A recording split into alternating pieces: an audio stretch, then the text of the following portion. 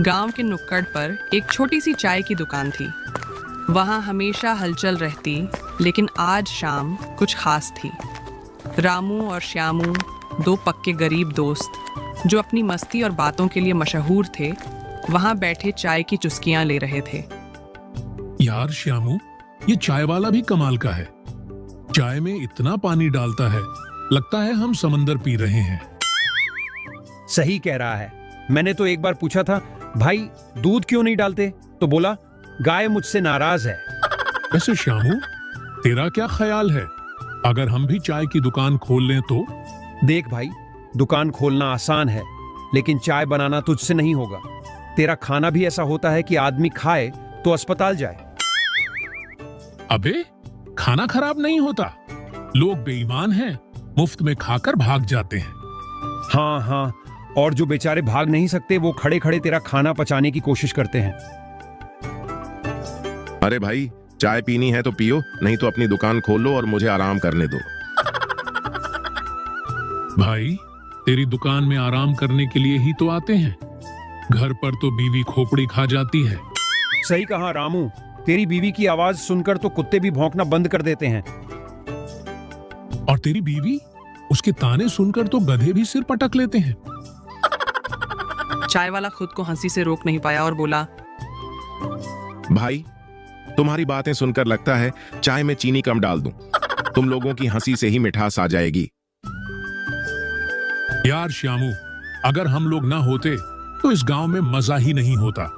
सही कहा भाई, हमारी बातों से ही तो लोग अपना दुख दर्द भूल जाते हैं। दोनों ने चाय खत्म की। दुकान वाले को पैसे दिए, थोड़ा कम, क्योंकि दोनों हमेशा मोल भाव करते थे, और अपनी मस्ती भरी दुनिया में वापस चल दिए। उनकी हंसी और मजेदार बातें गांव की हर गली में गूंजती रहीं। गरीब थे पर दिल के अमीर, हंसी ही उनकी सबसे बड़ी पूंजी थी।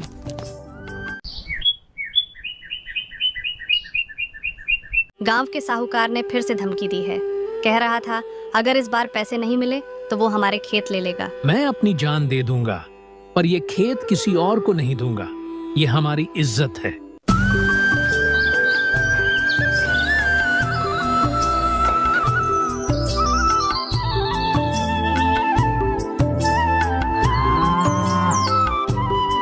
रहसपुर गांव के एक छोटे से कच्चे मकान में एक गरीब किसान अपनी पत्नी सीता और बेटा मोहन के साथ रहता था। रमेश की जिंदगी खेतों के भरोसे ही चलती थी, लेकिन इस साल बारिश ने जैसे उसका साथ ही छोड़ दिया। फसलें सूख गई और कर्ज का बोझ सिर पर चढ़ गया। रमेश, घर में खाने के लिए कुछ भी नहीं बचा। बच्चे को आज सिर्फ आधा रोटी देकर सुला दिया। अब कल क्या करेंगे? मैंने पाटिल से बात की थी, शायद कुछ उधार दे दें, लेकिन वो भी अब मना कर रहे हैं। कहते हैं कि पहले पुराना कर्ज चुकाओ। मोहन मासूमियत से, बाबा, हमें स्कूल कब जाना है? मास्टर जी कहते हैं पढ़ाई के बिना कुछ नहीं मिलेगा। हमारे खेत में मेहनत करते करते तुम्हारी हालत बिगड़ गई है, पर फसल से कुछ नहीं मिला। क्या यही है हमारी जिंदगी?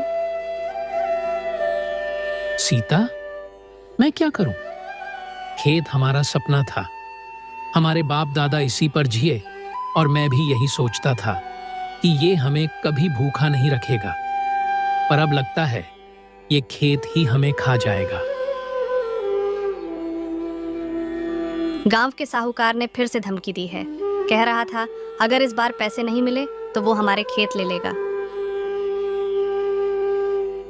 मैं अपनी जान दे दूंगा, पर ये खेत किसी और को नहीं दूंगा। ये हमारी इज्जत है। जान देकर क्या होगा रमेश? मैं और मोहन कैसे जिएंगे? उस रात रमेश देर तक जागा। आसमान में चमकते तारे भी उसे जैसे अपनी किस्मत का मजाक उड़ा रहे थे। रमेश खुद से, हे भगवान, क्या इसी दिन के लिए हमें धरती पर भेजा है? हमारी मेहनत का ये अंजाम क्यों?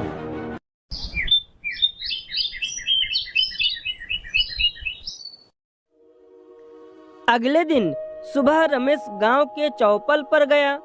उसने सरपंच और गांव के बड़े बुजुर्गों से मदद की गुहार लगाई, लेकिन हर जगह से सिर्फ उम्मीद के खोखले शब्द मिले। उस रात रमेश घर नहीं लौटा। सीता ने सारा गांव छान मारा, लेकिन उसका कोई पता नहीं चला। मोहन माँ से बार बार पूछ रहा था, बाबा कहाँ गए? और सीता की आंखें आसमान की ओर थी, जैसे किसी जवाब का इंतजार कर रही हो। गांव के चौपल पर रमेश ने साहूकार से आखिरी बार बात की। साहूकार जी, खेत गिरवी रख देता हूँ, थोड़े पैसे दे दो। मैं हटिया जाकर एक गाय खरीदूंगा, उससे दूध बेचकर कर्ज चुकाऊंगा, फिर खेत वापस ले लूंगा। रमेश, ये तुम्हारी आखिरी उम्मीद है, लेकिन याद रखना, अगर वक्त पर पैसे नहीं लौट आए तो खेत मेरा होगा। रमेश ने भारी मन से कागजों पर अंगूठा लगा दिया। सीता ने ये सब चुपचाप देखा, लेकिन उसका दिल रो रहा था। अगले दिन रमेश हटिया पहुंचा। कई गायों को देखकर उसने एक सुंदर और स्वस्थ गाय खरीदी। ये गाय बहुत दूध देती है, तुम्हारा कर्ज जल्द उतर जाएगा। रमेश ने गाय को खरीद लिया और घर की ओर लौटते वक्त सोचने लगा, अब सब ठीक हो जाएगा। रात को रमेश ने गाय को आंगन में बांधा और चैन की नींद सो गया, लेकिन उसकी नींद सुबह टूटते ही एक झटके में उड़ गई। रमेश, गाय कहीं नहीं दिख रही। रमेश दौड़कर आंगन पहुंचा। गाय का कोई नामो निशान नहीं था, बस टूटी हुई रस्सी पड़ी थी। रमेश ने तुरंत गांव में शोर मचाया। मेरी गाय चोरी हो गई है, किसी ने कुछ देखा क्या? गांव वाले इकट्ठे हुए, लेकिन कोई मदद नहीं कर सका। रमेश, गाय ढूंढने की कोशिश करो, लेकिन इस गांव में कोई चोर नहीं है, शायद बाहर के किसी ने ली हो।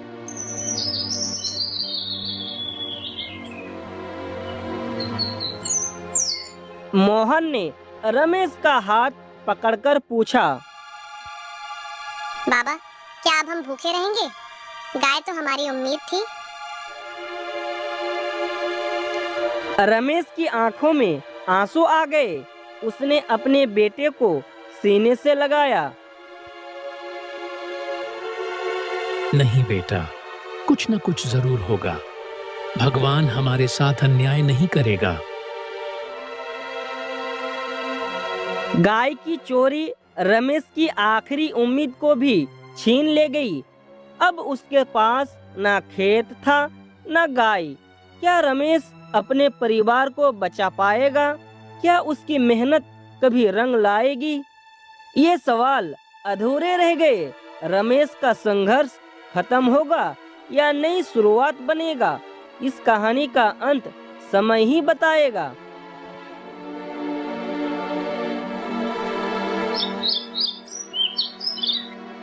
गाय की चोरी ने रमेश और सीता को पूरी तरह तोड़ दिया, लेकिन उनके पास हार मानने का समय नहीं था। रमेश, अब बैठने से कुछ नहीं होगा। हमें बच्चों के लिए कुछ करना होगा। मैं खेत नहीं बचा पाया, गाय भी चली गई, अब क्या करूं? मजदूरी करो, धीरे धीरे पैसे जुटाओ। जब तक हिम्मत है तब तक हारने का सवाल ही नहीं उठता।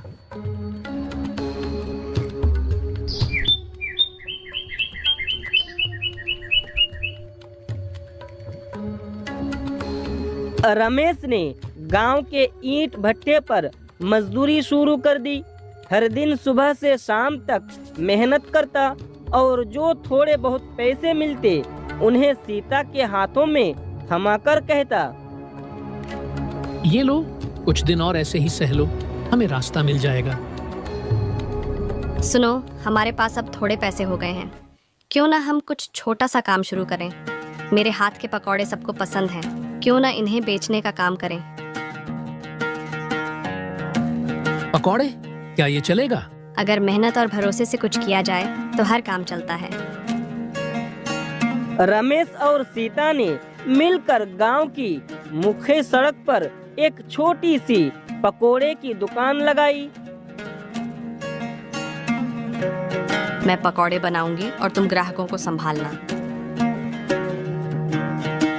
पहले दिन रमेश थोड़ा झिझक रहा था, लेकिन जब लोग रुककर पकोड़े खाने लगे तो उसका आत्मविश्वास बढ़ा। वाह, सीता के पकौड़े सच में लाजवाब हैं। अब तो रोज यहीं से खाएंगे। कुछ ही महीनों में रमेश और सीता की दुकान पूरे गांव में मशहूर हो गई। अब उनके पास इतने पैसे होने लगे कि उन्होंने साहूकार का कर्ज चुकाया और अपना खेत वापस ले लिया। सीता, देखो, हमारी मेहनत रंग लाई। हमने खेत भी बचा लिया और अब लोग हमें इज्जत से देखते हैं। रमेश, जब तक साथ है हर मुश्किल को पार किया जा सकता है। अब रमेश ने पकोड़े की दुकान को गांव के मेले में भी ले जाना शुरू कर दिया। उनकी दुकान रमेश के गरम पकोड़े के नाम से मशहूर हो गई। खेत भी फिर से लहलहाने लगा और मोहन ने स्कूल जाना शुरू कर दिया। ये कहानी हमें ये सिखाती है कि चाहे कितनी भी मुश्किलें क्यों ना आए, हिम्मत और मेहनत से हर चुनौती को पार किया जा सकता है।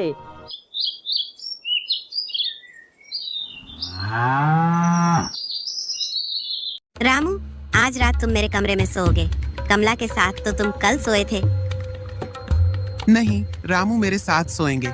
सुमन दीदी, आप हमेशा पहले का फायदा उठाती हैं।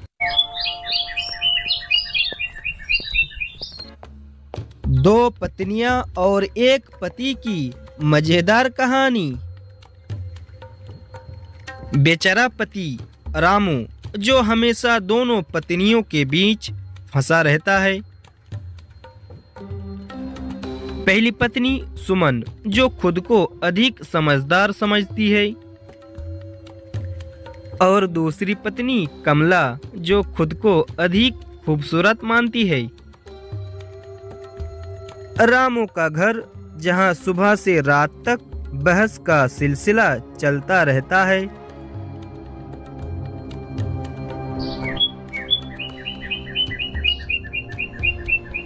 सुबह का समय रामू चाय के साथ अखबार पढ़ने की कोशिश कर रहा है। रामू, ये चाय फिर से ठंडी क्यों है? मैं कितनी बार कह चुकी हूँ कि चाय गरम चाहिए। अरे सुमन दीदी, अगर चाय इतनी गर्म चाहिए तो खुद बना लिया करो।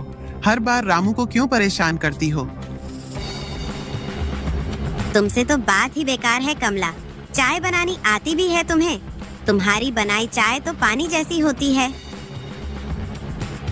कम से कम मेरी चाय में नमक तो नहीं होता जैसे तुम्हारी सब्जी में होता। रामू चुपचाप अखबार में सिर छुपाते हुए,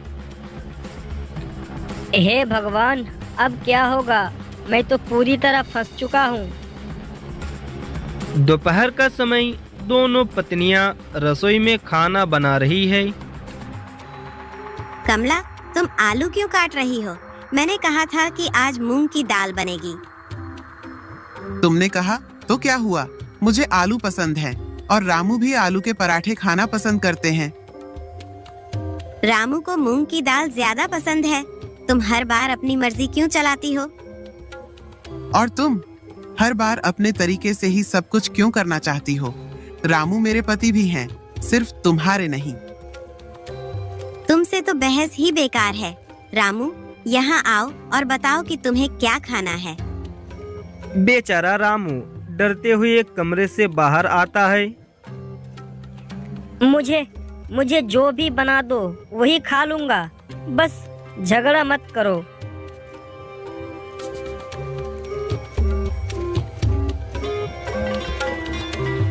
रात का समय रामू थका हारा बिस्तर पर लेटने की कोशिश कर रहा है। रामू, आज रात तुम मेरे कमरे में सोओगे। कमला के साथ तो तुम कल सोए थे।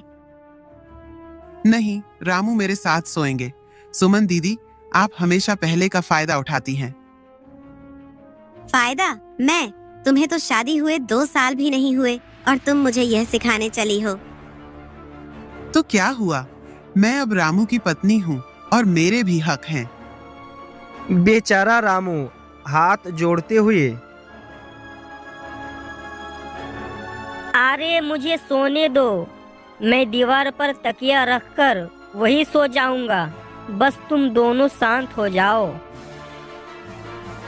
रामू की स्थिति हमेशा वही रहती है। दोनों पत्नियां हर छोटी छोटी बात पर झगड़ती रहती है और बेचारा रामू कभी भी शांति से नहीं रह पाता। दोस्तों, इसलिए कहता है जब 2 शेर एक जंगल में हो तो हिरन को बचना मुश्किल हो जाता है।